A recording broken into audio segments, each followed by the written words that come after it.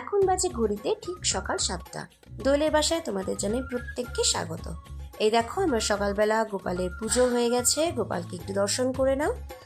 এইখানে ভোর 5:30টায় ওঠাটা না খুব কষ্টকর, জানো তো। এখানে ভোর 5:30টায় ওঠা মানে আমাদের ওখানের রাত 3টে ওঠার মতো।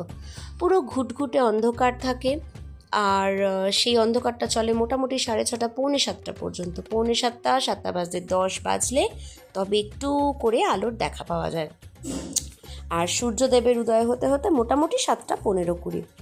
তো যাই হোক, কিছু করার নেই, এইভাবেই থাকতে হবে।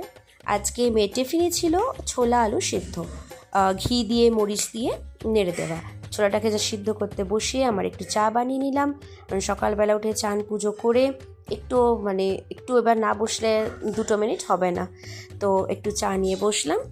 আর তার সাথে হঠাৎ শর্ট ব্রেকটা গুছোতে গিয়ে দেখলাম যে মেয়ের ফলটা শেষ হয়ে গেছে।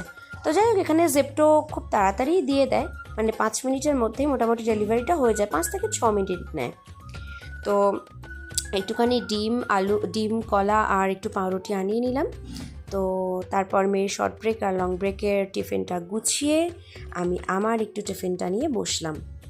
তো আজকে অ্যাকচুয়ালি এই খাবারটা না খুব হেলদিও, আর বাচ্চারা খুব ভালোবাসে। একটু ভালো করে ছোলা আলুটাকে সিদ্ধ করে নিয়ে একটু ঘি, এর মধ্যে একটু কাঁচা লঙ্কাটা আমরা খাবো বলে দিয়েছি, সেটা না দিলেও চলবে।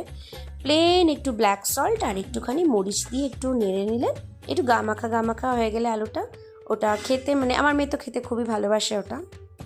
তো যাই হোক, সকালের টিফিন গুছানোর পর্ব শেষ। মেয়েকে বাসে তুলে দিয়ে এসে এবার আমি একটু আমার টিফিন নিয়ে বসলাম।